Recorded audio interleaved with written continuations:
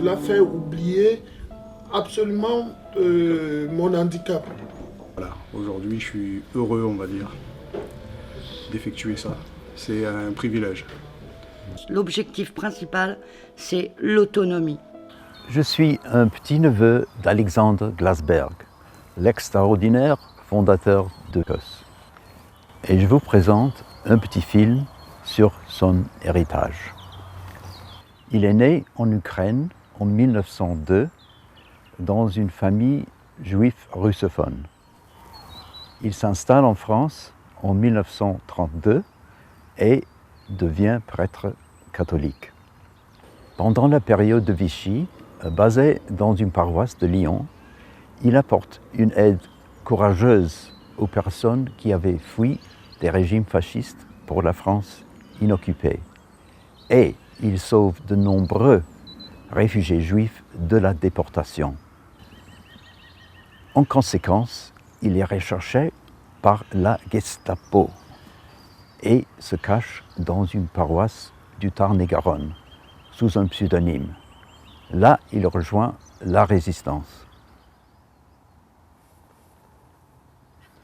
Après la guerre, il s'installe à Paris et crée le Centre d'orientation sociale des étrangers, plus tard rebaptisé COS.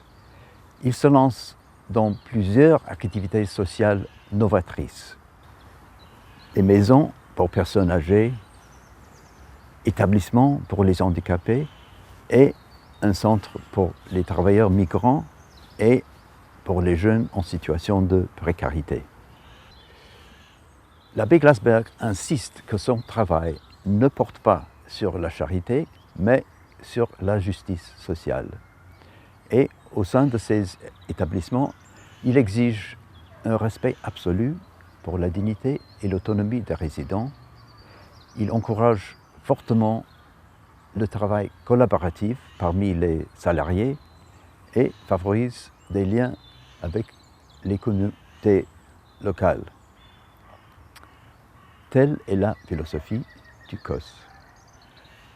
Le COS s'est beaucoup développé depuis la mort de l'abbé Glasberg en 1981.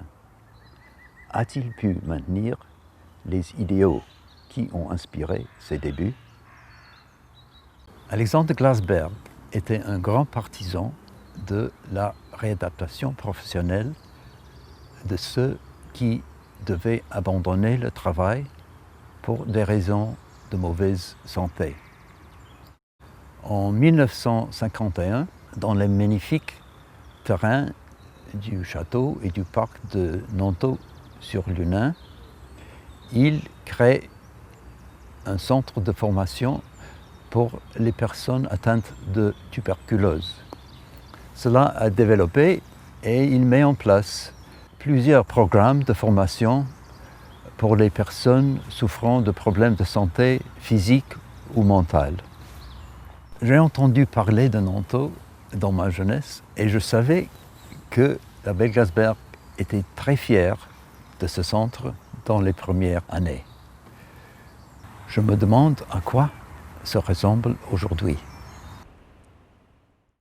Alors le CRPF de Nanteau-sur-Lunain accueille des personnes en situation de handicap, donc qui sont reconnus travailleurs handicapés et qui viennent en reconversion professionnelle dans notre établissement.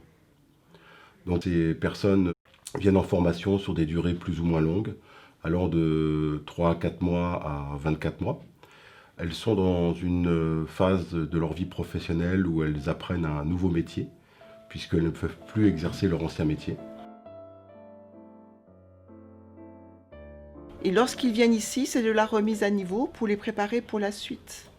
Ici, il y a un groupe de 14 personnes avec des destins différents. Chaque personne est importante. C'est un travail individualisé.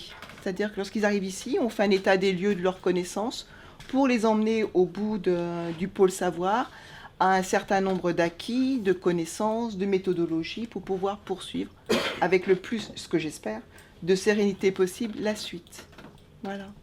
On est vraiment écouté ici, on est suivi correctement pour repartir correctement dans la vie. C'est ce que j'ai j'ai appris dans ce centre. La confiance en moi. Me respecter. Et cela fait oublier absolument mon handicap. Ça nous redonne goût au travail, nous redonne goût à la vie. En confiance en nous, quoi. Surtout. Avant, on était des handicapés. Maintenant, on est des handicapables. Handicapable. On est rentré comme une C'est beau. stature handicapée, on ressort handicapable.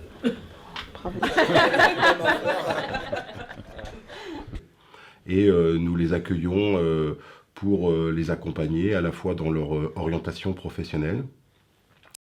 Avant de concevoir sa maquette, ça je l'ai dit plusieurs fois. De la maquette, Sur quoi ça concevoir la le maquette, format d'un le gabarit, hein. Le format. Genre si c'est un bouquin en Le Italie. format, ça quand- c'est vu, ça il le sait à l'avance. La demande. En tant que formateur, on ne vise qu'une chose, l'objectif principal, c'est l'autonomie. Être autonome pour travailler, pour trouver un emploi, trouver un stage dans le cadre de la formation, bien sûr, être autonome, mais aussi techniquement parlant, apprendre le métier, gérer une mise en page, une retouche photo, être autonome le plus vite possible. 51 ans, hein, je suis une personne qui a toujours travaillé. J'étais dans le transport. J'ai eu un problème, une maladie, qui a fait que j'ai perdu mon boulot, mon travail, pardon. Et j'ai dû me reconvertir. Et j'ai cherché un peu les métiers qui pourraient me plaire. Et tout ce qui est graphisme, texte, tout ça, ça me plaît beaucoup. Donc on m'a orienté, on m'a aidé à trouver cette formation ici. Et voilà, aujourd'hui je suis heureux, on va dire, d'effectuer ça. C'est un privilège.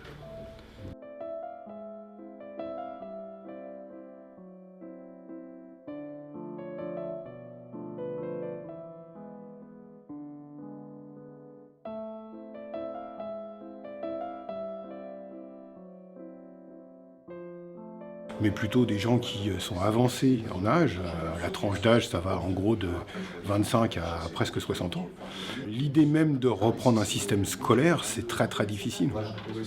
Alors qu'en formation professionnelle, justement, comme on est très pratico-pratique, on les met tout de suite dans les conditions à la fois de ce qu'ils ont besoin et de ce que les professionnels demandent de la part des stagiaires. C'est agréable. Franck est un très bon formateur. Il y a une bonne ambiance. Le centre, ouais.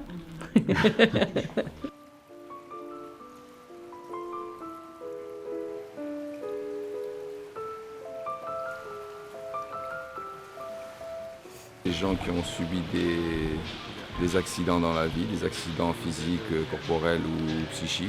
Et puis je leur donne les premiers enseignements pour maîtriser la natation.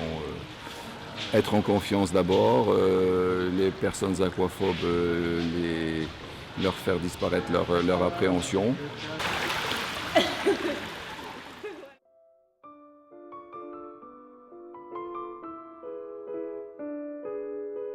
Et nous les accompagnons pour retrouver de l'emploi dans les entreprises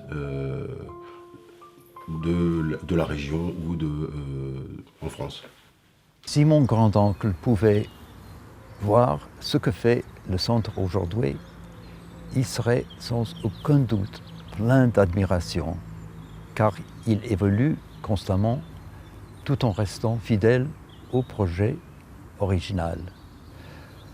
On voit des formateurs dévoués et les stagiaires reconnaissants. On voit des conditions qui permettent aux gens de trouver une nouvelle confiance et c'est une excellente plateforme pour renouer avec le monde du travail. Et tout cela se déroule dans un environnement magnifique qui est une source d'inspiration pour ceux qui travaillent et se forment ici.